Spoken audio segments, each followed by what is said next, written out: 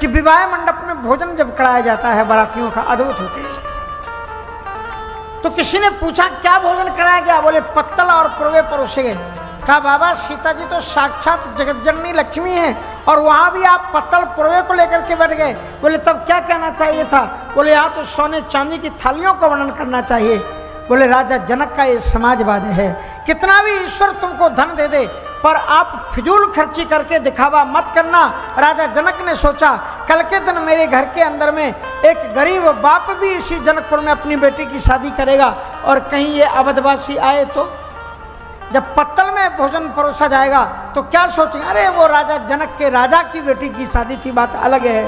ये तो बेचारा गरीब बाप है, अपनी बेटी को सोने चांदी की थाली में कहाँ परोस सकता है, इसलिए पत्तल में परोस रहा है। इसलिए बड़े आदमी को भी वही काम करना चाहिए जो छोटे छोटा गरीब आदमी भी कर सके। इसलिए राजा जनक ने सोने चांदी की पत्तलों में नहीं, सुपोदन, उन्होंने क्या छनों लगे पर्ण पनवारे पत्तल और पुरवे में भोजन कराया। भोजन क्या परोसा गया? बोले सुपोदन सुरभि सरप, चावल और भात। तब तो किसी ने कहा कि बाबा आपकी बुद्धि तो मारी गई।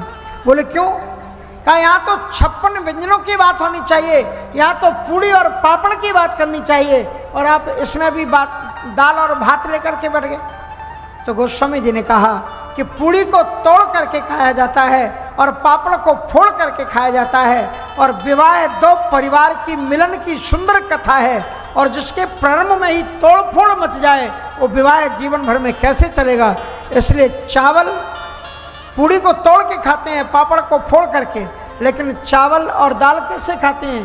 कहा चावल और दाल अलग अलग होते हैं पर एक दूसरे में मिला दिए जाते हैं और चावल और दाल का स्वाद तभी आता है जब चावल के ऊपर में दाल का रंग चढ़ जाए और जब दाल में चावल की झलक उतर आए तभी ये परिवार अच्छा बनता है।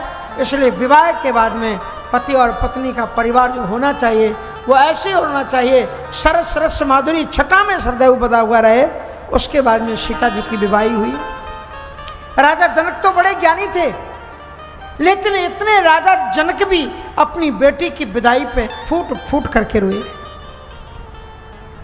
सीता जी की विदाई की तैयारियां चल रही थी। माताएं सीता जी को गोद में ले ले करके समझा रही थी, बेटी सासे ससुर गुरु सेवा करे, सासे ससुर गुरु सेवा करे हो, पति रूख रखे आयसु अनुसरे, पति रूख रखे आयसु अनुसरे हो।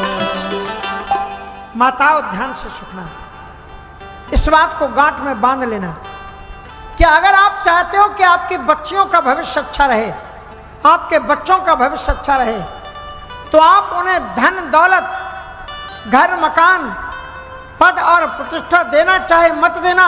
अगर आप चाहते हो कि आपके बच्चे खुशी रहें हर समय पर तो उन्हें अच्छे संस्कार देना, क्योंकि अगर अच्छे संस्कार होंगे तो बच्चे जहां जाएंगे खुशियां उनके पीछे पीछे दौड़ेंगी। अच्छे संस्कार, हर एक माँ को अपनी बेटी को ये चौपाई सिखानी चाहिए कि सास ससुर गुरु सेवा करहु, पति रुख लखे आयसो अनुसरे। सास ससुर और गुरु की सेवा, पति की इच्छा के अनुसार चलना। राजा जनक जी ने जब अंदर प्रवेश किया तो राजा जनक जी महल में जब ही घुसने लगे तो ऊपर में एक पिंजड़े में तोता और मैना थे, वो रोने लगे। सुखे सारिका जे जाने की जाए, सुख सारिका जाने की जाए, कनक पिंजरन राखे पढ़ाए, कनक पिंजरन राखे पढ़ाए। व्याकुल कहाँ बह दे, व्याकुल कहाँ बह दे,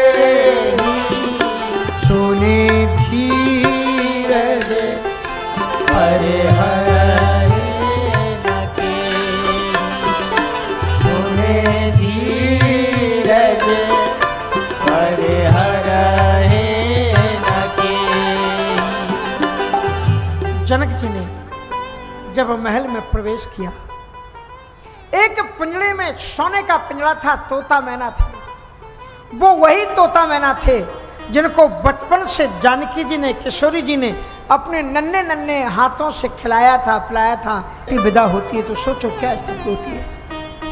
जिसने अपने हृदय के टुकड़ों को, जो दुनिया के लोग दहेज के पीछे मरते हैं, अगर तुम राम कथा सुनते हो तो राम कथा की पहली दक्षिणा यह है कि राम कथा सुनने वाला कोई भी नौजवान कभी भी दहेज की यात्रा नहीं करेगा, और कोई भी राम कथा सुनने वाली बेटी जो दहेज का भेड़िया हो, ऐसे घरों में अपनी बेटी को कभी नहीं भेजना चाहिए।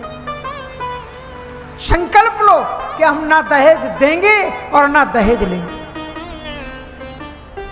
और दे दिया, घर का दिया, फिर भी कहते क्या दिया। अपने घर की रौनक झुनक दे दी, घर का श्रृंगार दे दिया, और फिर भी लगती कहती कुछ नहीं दिया। अपनी बेटी ही सर्वस्व है। बाद में विवाह करके सीता जी अवध के महलों में आई हैं। सीता जी की मुख दिखाई पर कैकेयी ने कनक भवन को दिया है। आज भी अयोध्या में जाओ, जो कनक भवन है ना, वो कैकेयी माता ने सीता जी के मुख दिखाई पर दिया। बोलो सच्चिदानंद भगवान की जय। श्री रघुवीर विवाह तुलसी जे सादर सुनई, तिन कहूँ सदा चाहु मंगलायतन राम जस। ये बालकांड यहाँ पर विश्राम है। और इसमें कहते हैं श्री सीताराम जी की विवाह की मंगलमयी गाथा जो श्रद्धा पूर्वक सुनते हैं और गाते हैं, उनके जीवन में नित्य निरंतर उत्साह रहता है। राम कथा जे सुने जी गावे। कैसा विवाह हुआ, कैसी शादी हुई।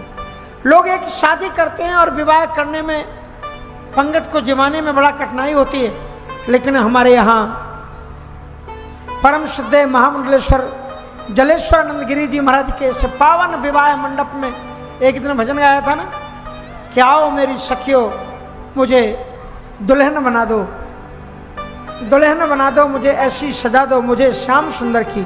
सदगुरु ने मेरी किनी ये सगाई। ये जो शिष्य है, ये जो तुम्हारी आत्मा है, उनकी शादी इसी सत्संग मंडप में होती है, क्योंकि कथा में ये सदगुरु तुम्हारी आत्मा का राम से मिलन करा देते हैं।